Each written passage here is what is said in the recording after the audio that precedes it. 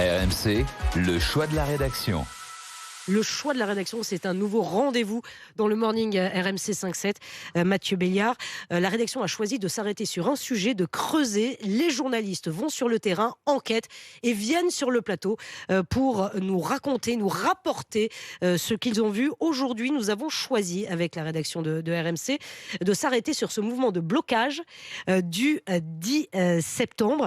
C'est le choix de la rédaction et c'est Inès Zegloul qui a enquêté. Inès, travail remarquable, ça a duré plusieurs jours. C'est un mouvement nébuleux, en fait, Inès. Depuis quelques semaines, quelques mois, on voit émerger cette mobilisation du 10 septembre avec beaucoup de mystères.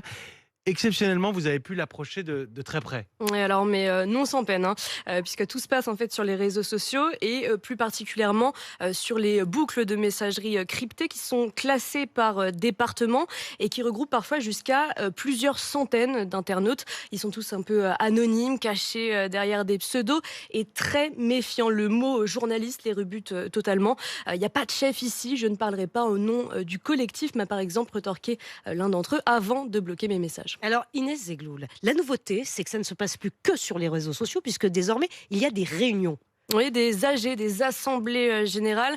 L'une d'entre elles avait lieu par exemple le mardi soir dernier. J'ai pu y participer. C'était dans un parc en périphérie de Paris. 2 heures de réunion informelle et plus d'une soixantaine de participants. Entre eux, ils s'appellent camarades. Ils sont retraités, ouvriers, professeurs, étudiants en médecine. Et chacun y va de sa revendication. Par exemple, l'augmentation du SMIC, l'Assemblée constituante, la suppression de la TVA, mais aussi la fin de la guerre à Gaza ou encore la défense de l'aide médicale d'État. En bref, une liste plutôt interminable. Mais de Paris à Montpellier, on a pu aussi rencontrer quelques manifestants, quelques militants. Il y a tout de même un mot d'ordre.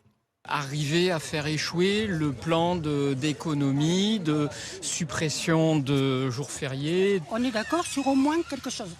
Voilà, ce budget, on n'en veut pas. Et donc le jour J, comment compte-t-il s'y prendre ? Parce que c'est effectivement, on a du mal à comprendre comment compte-t-il rallier les foules. Eh ben, ce qui est sûr, c'est que le 10 septembre doit avoir l'effet d'une bombe. C'est ce que m'a dit l'un des participants.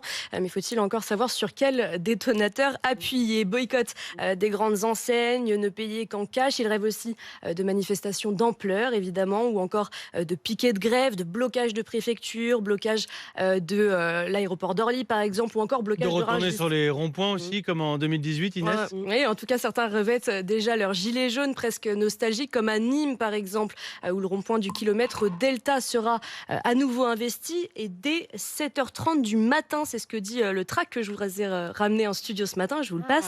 On va le montrer. Appel à manifester ou faire la sieste chez soi. Vous votez pour quoi, Mathieu ? C'est ça, manifestation ou blackout. À Nîmes, on peut faire la sieste sur un rond-point au mois de septembre. C'est ça. Excellent. C'est ça. Et ces tracts, ils étaient distribués par Jean-Marc. Lui était militant convaincu et je l'ai retrouvé aux abords des Halles nîmoises en pleine opération séduction. Je vous laisse écouter. Bonjour madame, le 10 septembre il y a un mouvement qui appelle à manifester au niveau national ou à rester chez soi et pas consommer. Oui, j'ai vu. Merci. Vous avez vu, c'est très bien. Le 10, mais j'y serai. Rond-point kilomètre Delta. Ok, d'accord. Merci. Voilà. C'est le fameux mouvement là. Voilà. Ah oui, qui veut foutre le bordel dans le pays, Oh. qui s'est affilié avec le LFI. Ah, moi je suis pas du tout affilié à LFI. C'est l'extrême droite et l'extrême gauche qui se retrouvent. Bonne journée, au revoir. Ça, c'est intéressant, parce que ça revient dans pas mal le tract. Oui, la caméra, elle est là. Qu'a Pascal à la main. Non, mais ça revient aussi, je le voyais sur le WhatsApp, sur l'onglet Direct Studio, le côté récupération politique de la gauche, des syndicats. Ouais, plus particulièrement depuis que LFI, vous l'avez entendu, a soutenu le mouvement. Mais Jean-Marc, par exemple, anime le martel. C'est ni un mouvement de gauche, ni un mouvement de droite. En tout cas, c'est ce qu'ils veulent. C'est un mouvement de colère. Je suis pas politique, je suis à partisan. Voilà, il y a une différence. Et s'il y a une récupération, on sait qu'il y aura une partie des citoyens qui partira. Tout ça, ça y joue. En tout cas, les droites ne semblent plus trop les bienvenues dans le mouvement. Ça, c'est ce que m'a confié au téléphone une figure bien connue des Gilets jaunes. Et même certains parmi nous ne veulent plus participer. C'est à Bonde, un administrateur d'une page soutien au 10 septembre, page où les internautes, de son propre aveu, sont plutôt de droite, voire d'extrême droite. Ils ne veulent pas marcher avec les gauchistes, conclut-il. Ébauche donc d'un mouvement peut-être déjà miné par les clivages. Alors, en revanche, ils ne veulent pas de la droite, mais ils veulent bien de l'appui des syndicats, parce qu'ils disent qu'ils vont en avoir besoin. Oui, en Assemblée générale, par exemple, j'ai entendu une professeure s'interroger comment va-t-on faire pour mettre la France à l'arrêt sans préavis de grève, par exemple, sachant que le 10 septembre, eh bien, ça tombe un mercredi. Me fait remarquer Stéphane Siro, lui, il est historien des mouvements sociaux et pour lui, eh bien, seule l'expertise des syndicats permettrait de rallier plus de travailleurs à cette cause. Voilà, il n'y a que FO, Sudrail, pour l'instant, qui soutiennent le mouvement. C'est ça, Inès, et certaines branches de la CGT qui y sont favorables. Mais pour l'instant, il n'y a pas de mot d'ordre qui a été lancé par aucun des syndicats. Non, pas forcément, sachant que la CGT se réunit demain et après-demain pour donner un peu un mot final. L'intersyndicale se réunira le 1er septembre. 25 août, à suivre donc d'ici au 10 septembre. Merci Inès Zegloul, reporter RMC.